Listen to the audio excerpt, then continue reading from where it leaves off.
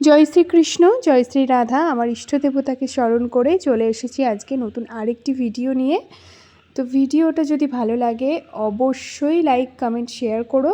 আর সকালে দেখতেই পাচ্ছ আমার গোপাল সোনাদের কিন্তু আমি খাবার দিয়ে দিয়েছি আর খাইয়েও দিয়েছি। সকালবেলা ঘুম থেকে তুলে কিন্তু ফ্রেশও করিয়ে দিয়েছি। আজ আমার ক্যাপশন থেকে তোমরা বুঝতেই পেরেছো কিসের উপরে আমি ভিডিওটা নিয়ে এসেছি আর কি। হ্যাঁ, কীভাবে দীর্ঘদিন অবধি আমি গোপাল সোনাদের গায়ের রং চকচকে রাখি, উজ্জ্বল রাখি, সেটাই আজকে তোমাদের সাথে শেয়ার করব। প্লাস অঙ্গরাগ আমরা যেটা নিজেরা করি বা কাউকে দিয়ে বাইরে থেকে করিয়ে নিয়ে আসি, সেই অঙ্গরাগটাকে কীভাবে দীর্ঘদিন অবধি আমরা ভালো রাখবো বছরের পর বছর, তো সেইটার উপরেই কিন্তু আজকে আমার ভিডিওটা হতে চলেছে। তো স্কিপ না করে না টেনে অবশ্যই ভিডিওটা দেখতে হবে। আর ভিডিওটা যদি ভালো লাগে বা ভিডিওটা যদি কোনো রকম তোমাদের কোনো মন্তব্য থাকে আমাকে কমেন্ট বক্সে জানাবে। সাথে শুধু পিতলের গোপাল সোনা না, অন্যান্য দেবদেবীকেও কীভাবে চকচকে রাখবে সেটা জানাবো ভিডিওতে। যেটা বলবো সেটা হচ্ছে আমরা যখন অঙ্গরাগ করিয়ে নিয়ে আসি, যেমন দেখতে পাচ্ছ আমার এই গোপাল সোনাটাকে কিন্তু আমি অঙ্গরাগ করিয়ে নিয়ে এসেছি। তো ভালো করে তোমরা দেখো, এই যে চোখ, নাক বলছি, চোখ, ঠোঁট, উপরের তিলক, ভুরু, চুল, এই যে ডিজাইনটা দেখছো, এই হাতের এইগুলো, তারপরে হাতের লাড্ডু, এই সমস্ত কিছু। আর তোমরা তো জানোই যে কিভাবে অঙ্গরাগ কোথায় কোথায় করানো হয়, কিভাবে করানো হয় আর কি। তো এই যেখানে যেখানে আমি করিয়ে নিয়ে এসেছি না, এই পুরো অঙ্গরাগটা তোমরা যদি লং লাস্টিং রাখতে চাও, দেখতে পাচ্ছ, তোমরা যদি লং লাস্টিং রাখতে চাও অঙ্গরাগটা, তাহলে তোমরা যে ভুলগুলো করবে না সেইটা আমি বলে দিচ্ছি।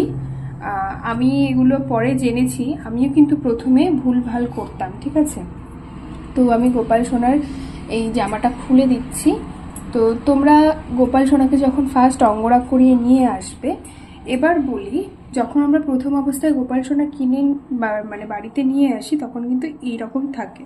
তো এখানে দোকান থেকে কিন্তু ভুরু এঁকে দেয়, তিলক কেটে দেয়, ঠিক আছে, এরকম অবস্থাতে কিন্তু থাকে। তো আমিও কিন্তু প্রথমে ভুল করেছিলাম। সে ভুলটা হচ্ছে আমিও কিন্তু প্রচুর পরিমাণে এই যে দেখতে পাচ্ছ ঘি, মধু, এইগুলোকে কিন্তু প্রচুর পরিমাণে মাখাতাম। তো ঘি, মধু মাখানোর ফলে যেটা হয়েছিল, গোপাল সোনাদের এই যে গায়ের কালারটা দেখতে পাচ্ছ, এখানে রাধারানীর গায়ের কালারটা কিন্তু আলাদা। এই যে হয়তো ক্যামেরাতে ভালো বোঝাতে আমি পারছি না, তো রাধারানীর গায়ের কালার কিন্তু আলাদা, কারণ রাধারানীকে কিন্তু আনার পর থেকে আমি অতটাও কখনো মাখাইনি আমি ঘি, মধু, কারণ ঘি, মধুতে কিন্তু একটা অ্যাসিড থাকে, ঠিক আছে।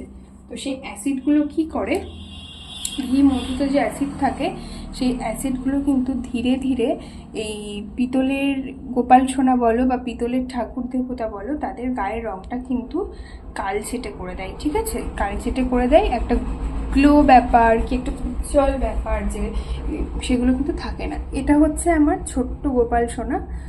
আর শুধু তাই না, যেহেতু ঘি, মধুতে প্রচুর পরিমাণে অ্যাসিড থাকে, তো সেই অ্যাসিডের কারণে কি হয়, গোপাল সোনাদের যখন দোকান থেকে আনা হয় তখন কিন্তু প্রথম পর্যায়ে এই রকম অঙ্গরাগ থাকে আর কি, এই রকম, অথবা আমার রাধারানীকে দেখতে পাচ্ছ এইরকম অঙ্গরাগ করানো থাকে। তো রাধারানীরও দেখো এখানে কিন্তু উঠে গেছে। তো এইরকম অঙ্গরাগ থাকে। তো প্রচুর পরিমাণে ঘি, মধু মাখালে কি হয়, এইরকমভাবে কিন্তু অঙ্গরাগগুলো উঠতে শুরু করে। সাথে কিন্তু পিতলের কালারটাও যে চকচকে ভাব গোপাল সোনার গায়ের, সেটা কিন্তু থাকে না। দেখতে পাচ্ছ এই যে ছোট্ট গোপুসোনা, এই ছোট্ট গোপুসোনাও হয়তো এই 2 মাস ধরে স্নান করানো হচ্ছে। ঘি, মধু আমি আগে বুঝতাম না, প্রচুর পরিমাণে প্রায় প্রত্যেক দিন মাখাতাম, তো এইগুলো কিন্তু উঠে গেছে। এবার তোমরা হয়তো বলবে যে তাহলে ঘি, মধু মাখাবো না, তাহলে কিভাবে গোপাল সোনার গায়ের রং চকচকে রাখা যায়। তো আমার রাধারানীকে কিন্তু আমি আনা থেকে খুব কম পরিমাণে ঘি, মধু মাখিয়েছি, তবে যেটুকু মাখিয়েছি দেখো এখান থেকে কিন্তু একটু একটু উঠে গেছে। তো এটা আমি বাড়িতেই আপাতত করে নেব অঙ্গরাগটা। তাহলে কি মাখাতে হবে, মাখাতে যেটা হবে সেটা এই যে অষ্টগন্ধা চন্দনটা দেখতে পাচ্ছ, এই অষ্টগন্ধা চন্দনটা উইকে একবার করে একটুখানি জলের সাথে গুলে নিয়ে, তোমরা যারা ইউজ করো জানো, এটা উইকে একবার করে মাখাতে হবে গোপাল সোনাদের, কিন্তু এই অঙ্গরাগ করার জায়গাগুলোকে বাদ রেখে। এই অঙ্গরাগ করার জায়গাগুলোতে যদি ঘি হোক, মধু হোক বা চন্দন হোক, টক দই হোক, যেটাই হোক, এগুলো কিন্তু উঠে যাবেই।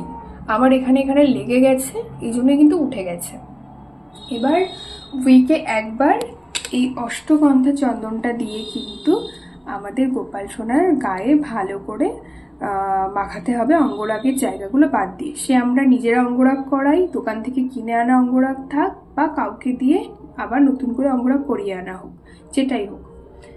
এবার আমি যে ভুলগুলো করেছিলাম সেগুলো হচ্ছে, প্রথমত এই ছোট্ট 2 গোপাল সোনাকে কিন্তু আমি খুবই মাখাতাম। বিশেষ করে আমার এটা প্রথম গোপাল সোনা, তো এই গোপাল সোনাকে আমি প্রচুর পরিমাণে কিন্তু ঘি মধু প্রত্যেক দিন মাখাতাম। মাখাতে মাখাতে আমি যে জিনিসটা দেখলাম, সবার গোপাল সোনা, সবার বলতে কি আমার চেনাশোনা 1-2 জন আছে, তাদের গোপাল সোনা বেশ চকচক করে, আমার গোপাল সোনার গায়ের রঙটা কিন্তু কালচে হয়ে যাচ্ছিল।